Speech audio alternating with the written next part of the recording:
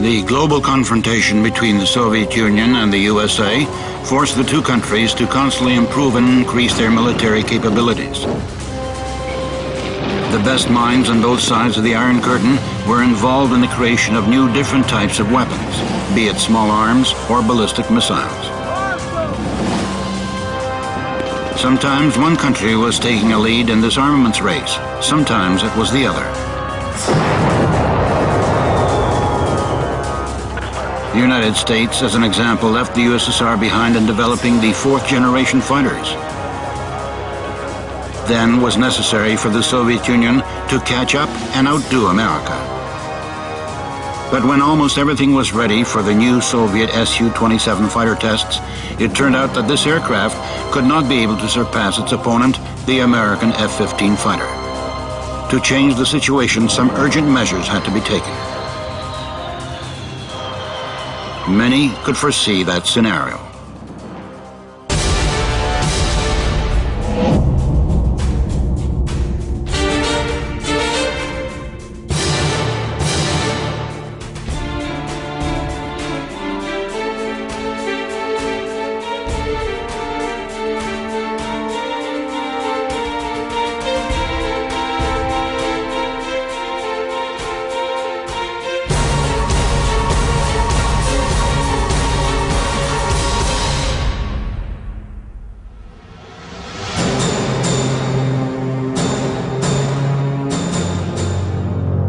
In the Sukhoi Design Bureau, the aircraft chief designer, Mikhail Simonov, was the initiator of deep upgrading. But the final decision was made by the general designer of the whole design bureau, Yevgeny Ivanov. Over 30 years he worked for the design bureau and remembered all its milestones, including the time of the temporary closing. At that time, some strict measures could also have been taken. The more so because by that time, one ambitious project of the Design Bureau, the T-4 missile aircraft carrier, was stopped. A lot of money was spent on the Su-27 as well. At Komsomolsk-on-Amur aircraft plant, they were ready to start mass production of the fighter. And now, the aircraft was proposed to be made almost anew. To take this decision was extremely difficult. On the one hand, everything was well organized. The project was in full swing. Moreover, the draft drawings were issued and sent to Komsomolsk-on-Amur for production. To put it straightforwardly, we actively began working on that project and worked with great enthusiasm. All the personnel were involved in the Su-27 project.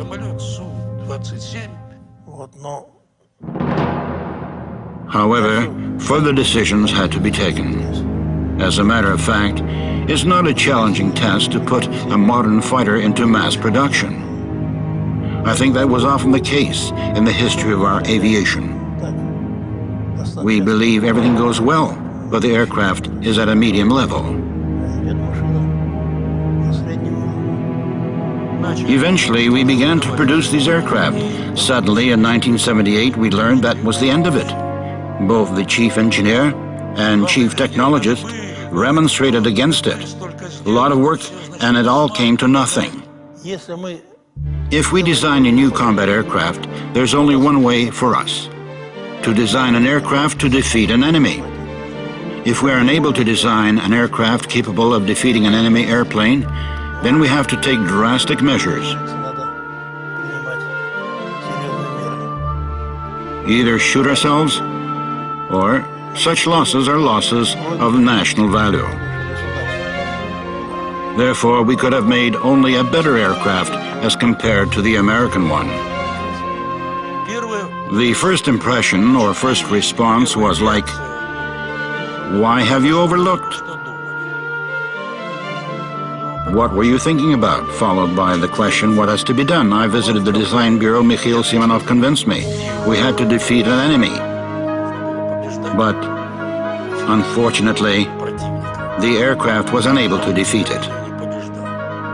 When an aircraft is already in production at the plant with a lot of money spent for equipment, all technological processes, one has to be a very brave man to change an aircraft design at that stage. Mikhail Simonov took a decision to do so.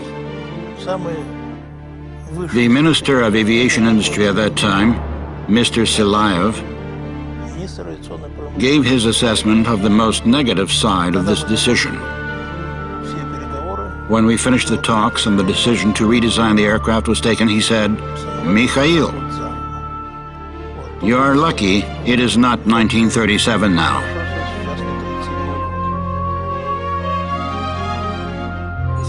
Had they closed the Sukhoi company, it could have been a disaster.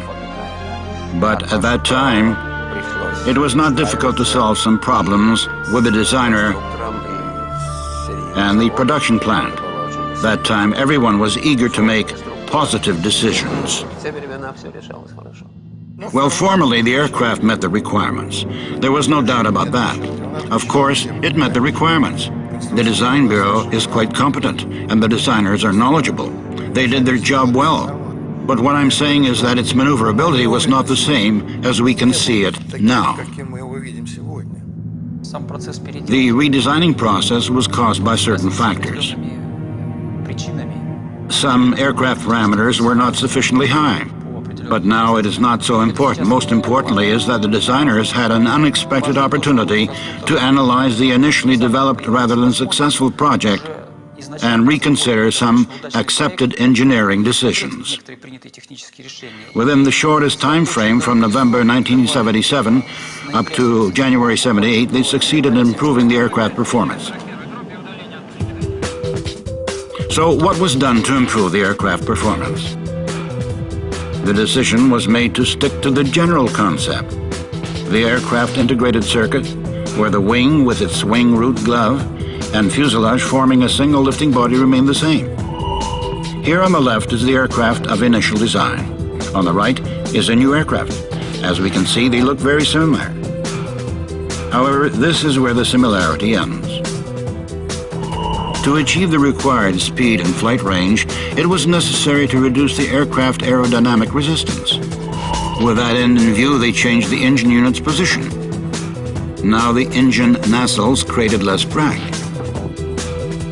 Outlines of the fuselage nose section were changed as well. The landing gear design was changed. It became more compact in its up position. After aerodynamic and flight tests, the optimum layout of the fins was chosen. To get the required flight performance, maximum effect was expected from the aircraft wing. On the aircraft of the previous design, the wing had smooth lines. All of us might have underestimated the aircraft behavior at high angles of attack. As soon as Ilyushin flew the aircraft, he immediately said that the angle of attack increased by 6, 7, 8 degrees would lead to wing vibration. The new wing obtained its evident tapered form. The wing leading edge was equipped with droop leading edges. When the angle of attack changes, these droop edges automatically deflect. This helps to improve the aircraft's stability at high angles of attack and to increase its lifting performance. The most interesting is that at these particular angles of attack, the drag decreased. Less thrust was required for making a maneuver. So the effect appeared to be amazing. The trailing wing edge was equipped with a new flaperon control. Standard trailing edge includes a flap and an aileron. Providing maximum lift force at low speeds, the flaps work at takeoffs and landings. Ailerons are used for aircraft lateral control. So a flaperon is a single control, functioning both as a flap and aileron. As a consequence, less weight and better structural stiff. Other aircraft structural components were also changed. The front undercarriage was moved 3 meters to the rear. With all these changes, the engines were protected from foreign objects. For the same reason, protective screens were installed on the engine's air intakes. They work in automatic mode during takeoff and landing. This screen is a titanium panel which consists of 100,000 square cells, with a size only 2.5 millimeters each. In the initial version, the air brakes were installed in the bottom part of the aircraft fuselage. With extended air brakes, the aircraft began to vibrate. To eliminate this vibration, the air brake was installed on top of the fuselage. The new air brake installation required redesigning of the cockpit canopy. Instead of sliding backwards, it opened upwards. This change provided safe canopy release trajectory during ejection with an extended air brake.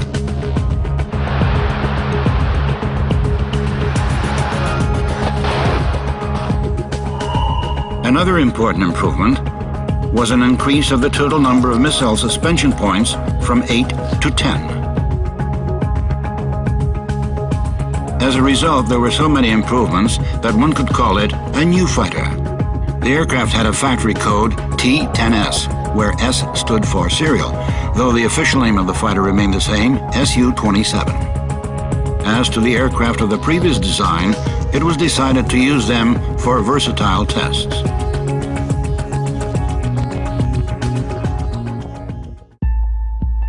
One chief designer relieved another during the working process. In 1979, when Mikhail Simonov quit for the Ministry of Aviation, his position was taken over by Artyom Kolchin. In 1981, Alexei Knishev became the chief designer. As for Simonov, he returned to the Design Bureau in 1983 as general designer now. On April 20th, 1981, the new aircraft made its first flight. The fighter was piloted by test pilot Vladimir Ilyushin. The first flight is an outstanding, even a festive event for an aircraft, followed by everyday work. Before an aircraft comes into service, it must be tested for strength, in the direct meaning of the word. Chronicle of aircraft tests is always full of both victories and disillusions, and sometimes even tragedies. A bad flight accident happened in December 1981. At the speed of 2,300 kilometers per hour, the nose of the fighter fuselage was destroyed. This flight was the last one for test pilot Alexander Komarov.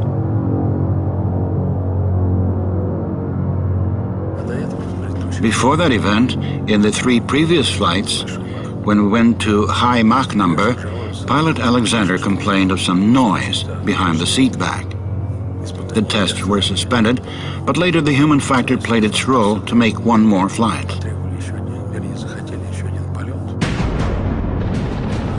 It happened in the winter on December 22nd. We had been looking for him for quite long.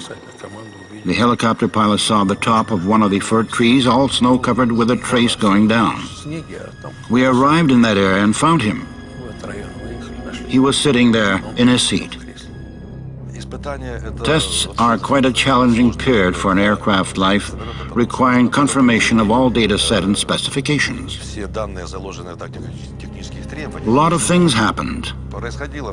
We had to artificially bring the aircraft into difficult modes, achieve crazy G-loads, to play, I would say, with a power plant, driving it into conditions when it had to fail. The tests were going with difficulties, as it was not often the case to test the totally new aircraft. As a rule, about 10 to 20% of the innovations are used. On that aircraft, everything was new. Nikolai Sadovnikov faced some specific situations. In one of the flights at extreme strength test modes, part of the aircraft wing was destroyed. The aircraft was turning and shaking at a very high speed, but he settled the aircraft down. Nikolai's high skill and self-control could be envied in this respect. As the song goes, he flew with one wing and a prayer. In 1982, we actually completed the main test stage. Everybody was satisfied with the results, though we had a lot of pressure to meet the time schedule. At that time, they could urge the people involved in the work, and that was a right thing to do. When the first stage of the tests was over, military test pilots got involved into work. Extreme modes again and again. In cooperation with the military, the most efficient layout of the cockpit instruments, devices, and switches was determined. A pilot must feel comfortable at all flight stages. There were some disputes as well. Up to now, a pilot performed ground wheel braking manually with an aircraft braking handle. We switched over to pedal braking. The pilots did not accept that. The unanimous response was no. They were all for the old braking procedure. Chirkin was the leading test pilot from the military. When he arrived, he said, "Just wait, I'll arrange my team." They had been discussing something for about an hour. We were not there. They squabbled and debated. He came out and said, "Don't change anything. You made it better." Alongside with the flights, ground tests were conducted. For a short run here on the ground, an aircraft was exposed to such loads that this fighter would experience during long years of its service life. The purpose of all tests is to find all the flaws, to find and to fix. In 1985, the fighters became operational in the Air Defense and Air Force squadrons.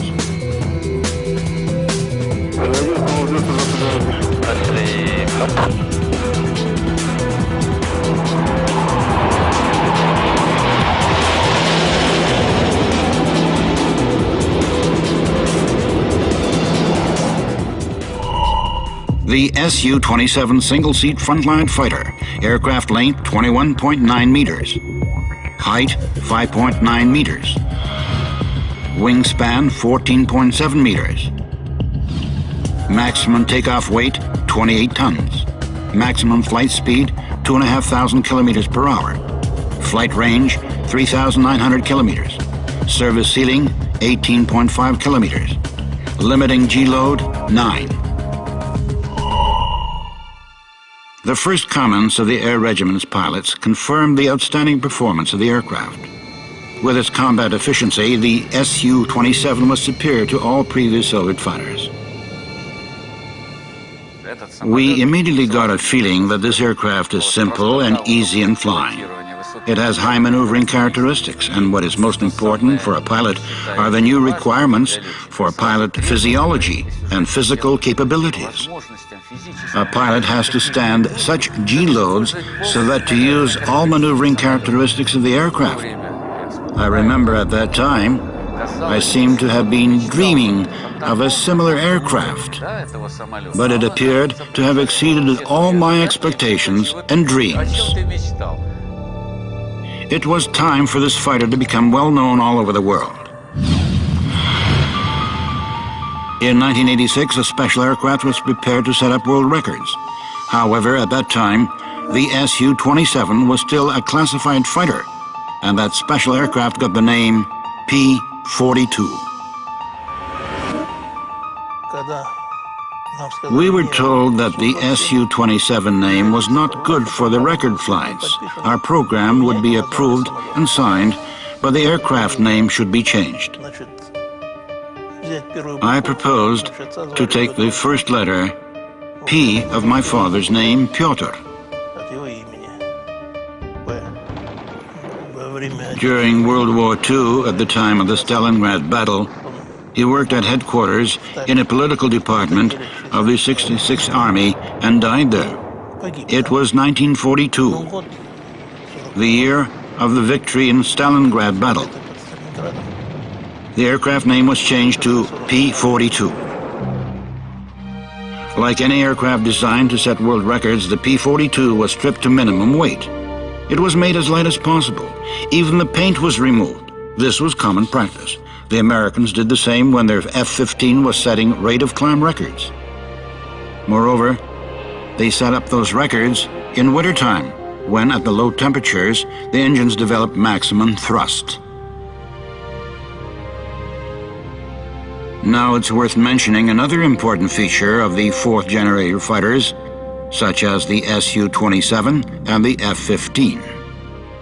The thrust-to-weight ratio of these fighters is more than 1. That means that the engine thrust exceeds the aircraft weight. The power plant for the Su-27 aircraft was developed in the Arkhip Lyulka Design Bureau. By the time of its development, the Bureau had glorious chapters of history. The first Soviet turbojet engine was developed in the Design Bureau in 1941, before the Germans started to invade the USSR. After the World War II, the engine designers began to collaborate with the Sukhoi Design Bureau. Most of the Sukhoi aircraft were equipped with the AL Arkhip Lyulka engines.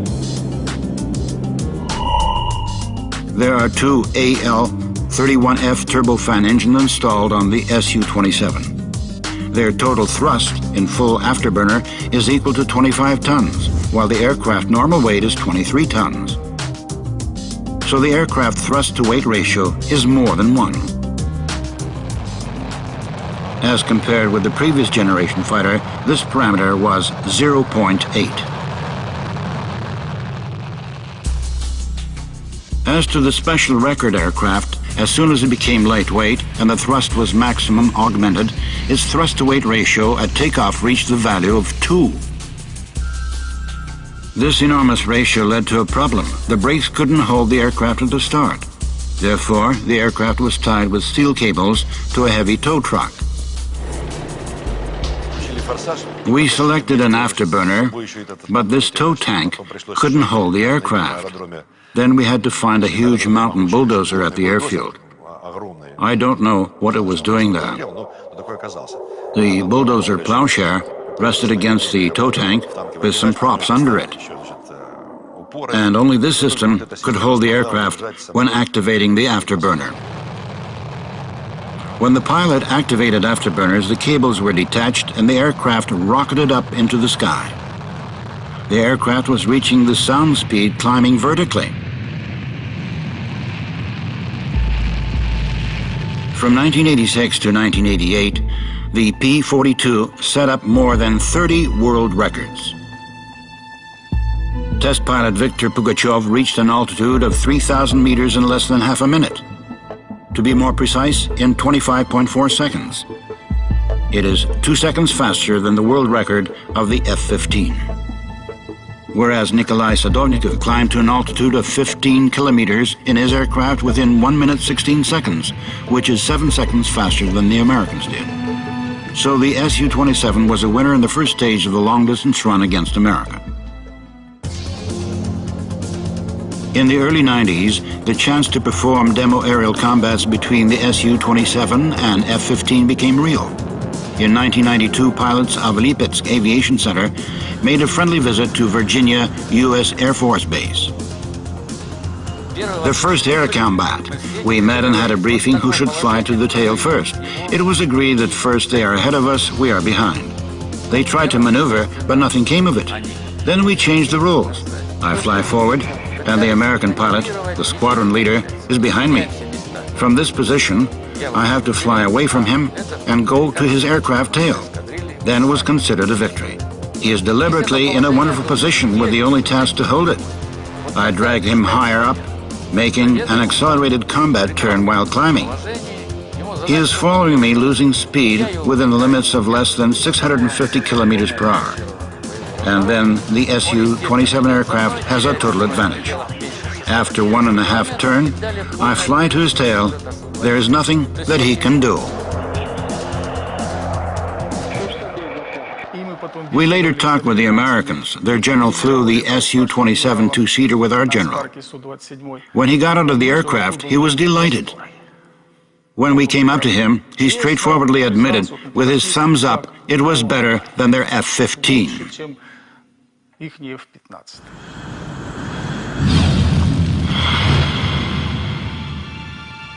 Foreign specialists got their first impression of the new Soviet fighter exterior in 1977. In this picture, made from the American reconnaissance satellite, the smooth contours of the T-10 prototype airplane can be seen. But at that time, they couldn't get a clear and complete picture of the new aircraft.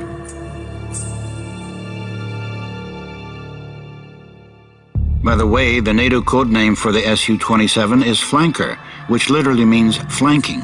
The word is pragmatically neutral.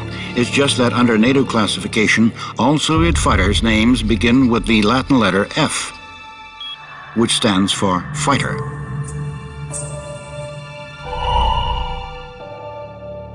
In 1987, only 10 years later, the NATO pilots finally made detailed pictures of the Soviet flanker when these fighters began patrolling the open sea.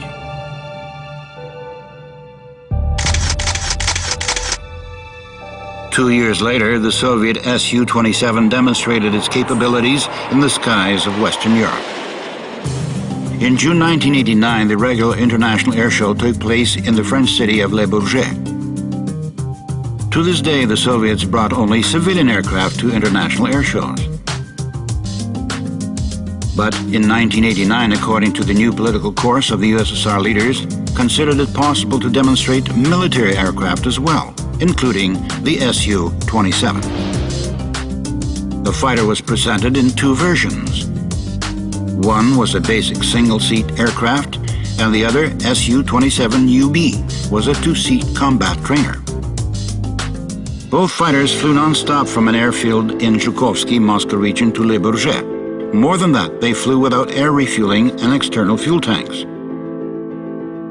This spoke volumes about the capabilities of the aircraft. As to demo flying, it was a real shock for all foreign aviation specialists. One of the maneuvers performed at Le Bourget by test pilot Viktor Pugachev was called Pugachev's Cobra.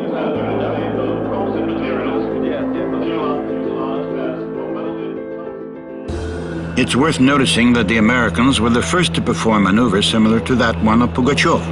It happened during F-14 fighter test flights in the early 70s. But the maneuver amplitude didn't exceed 90 degrees.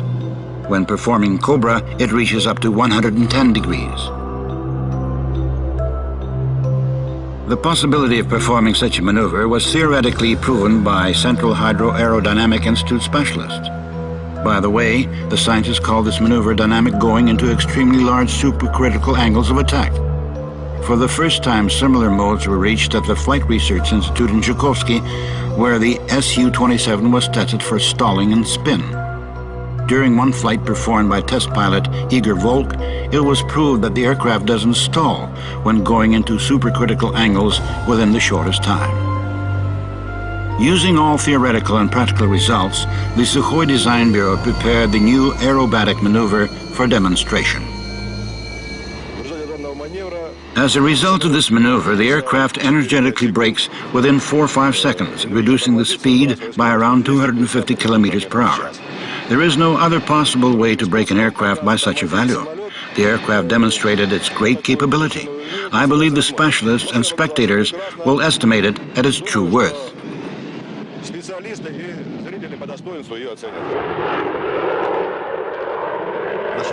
In the beginning, the perception was like some Russian bears arrived on a big airplane. What are they going to demonstrate to us? However, all this was quickly dissipated. Aviation specialists from many countries I had a chance to talk with undoubtedly stated that we really received the mode no other aircraft is able to perform at present. It may be the future. A special interest was displayed to us. It was the USSR at that time with its classified aircraft, and suddenly Europe was witnessing quite a marvelous achievement in the aircraft building branch. We were pleased with that. During all meetings that took place, we proudly stated that we were not from the country of bears. In general, we can do something.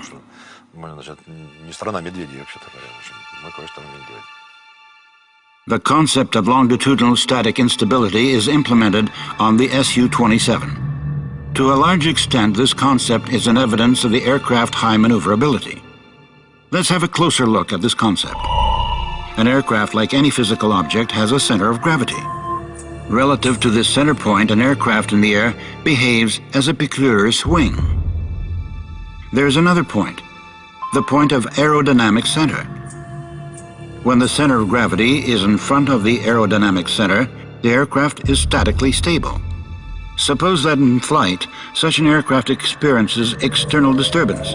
It can be a wind blast trying to lift an aircraft nose up. It creates a lift increment at the other side of the swing in the point of aerodynamic center. This lift force tries to push an aircraft to its original position. This is happening without any actions from the pilot. Therefore, stability is a capability of an aircraft to restore its flight mode by itself after it is affected by disturbance. Such ability is very helpful when it comes to trainer aircraft. A stable aircraft itself can correct mistakes of a novice pilot. The Su-27 is statically unstable.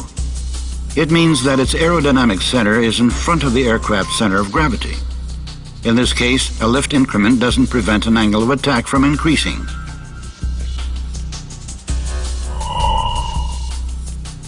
Specialists call it loss reduction for the aircraft balance. Practically, it means that an aircraft is more stable when it comes to combat maneuvering modes. On the other hand, to control such unstable aircraft manually is quite challenging. On a statically unstable aircraft, a pilot has to make double movement. He has first to increase an angle of attack and then to balance the aircraft. Not to mention the fact that any disturbance of an airflow will continuously take the aircraft away from the balancing point. It means that he has to catch it all the time, especially at high rams, and the fighter ram is 10,000. That's a disaster. A pilot can easily lose the aircraft and go to a destructive G-load. Strange as it is, Brothers Wright airplane, for example, was statically unstable. They had to balance it manually all the time. Generally speaking, it was impossible to fly this airplane in a standard way. Flying it was a kind of circus art. The subsequent airplanes were designed stable so that the pilot wouldn't have to care about this process. Here we again returned to this idea of instability, when automatics, control system, hydraulic drives, hydraulic system give a pilot better control to his unstable aircraft. This system which helps to control an aircraft is called fly-by-wire system.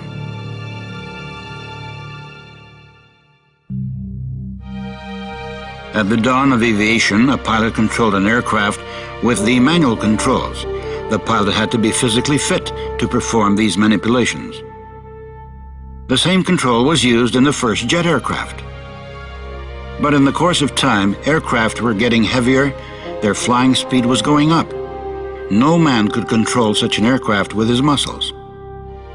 Therefore, they began to equip the aircraft with hydraulic actuators, thus reducing the physical load for a pilot. In the 70s, they decided to reject mechanical connection. It was replaced by electrical impulse. At the time when they started to create the Su-27 aircraft, this system was big news. In the West, it was called fly-by-wire system. There was a lot of talk about it, but nobody used the system. For the first time in the world, the system was used on the aircraft Sotka. You might have heard about it. It gave us a lot of confidence, great experience, because the main principles were implemented on Sotka aircraft. Therefore, when the Su-27 creation was started, they also made a decision to use fly-by-wire system.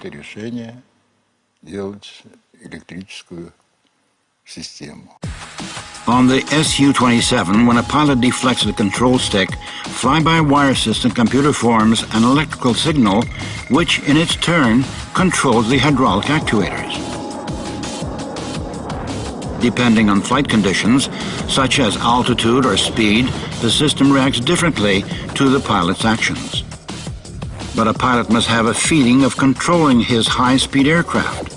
For that reason, the system is connected to these special loading mechanisms. Depending on the situation, a pilot applies different force. At extreme modes, the control stick prevents the pilot from making a wrong move.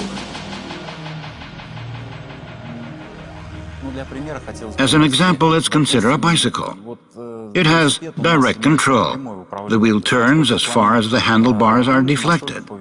I think if we make a smart bicycle, it would operate according to the principles implemented on a smart aircraft.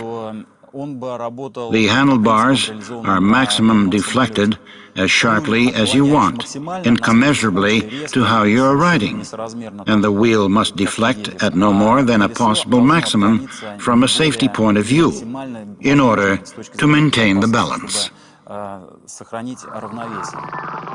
When external disturbance, such as the above-mentioned wind blast, affects the aircraft, the control system will put the fighter back in its initial position. To teach the system to properly respond to change of situation, lots of flight tests were conducted on the first T-10 aircraft. Unfortunately, one of these flights came to a tragic end. That day, July 7, 1978, the fighter was piloted by a hero of the Soviet Union test pilot, Yevgeny Solovyov. On this video, he is second on the left. According to the flight task, Solovyov had to push his aircraft hard to extreme G-load and then put it back to original position. They call it an impulse. He had to quickly pull the control stick and then immediately push it back. In this situation, some defects of the aircraft control system became evident.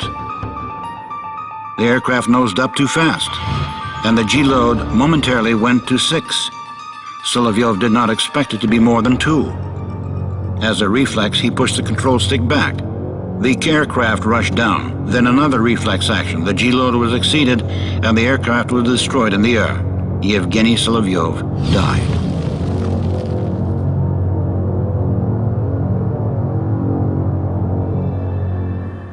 We took the tragedy very hard. We were very much upset about it. The aircraft crash was caused by some new phenomenon. Later on, we found and overcame the phenomenon, but it took some time.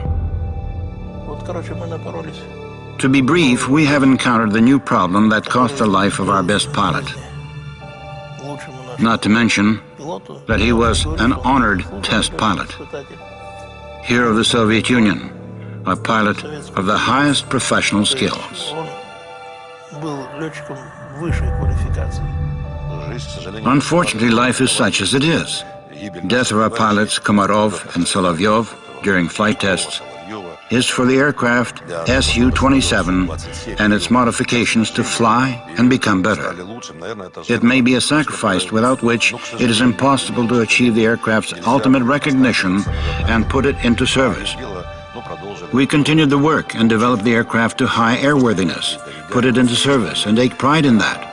We always remember our friends when speaking about this aircraft, as well as the other ones, because their contribution to the initial stage and beginning of tests can scarcely be overestimated.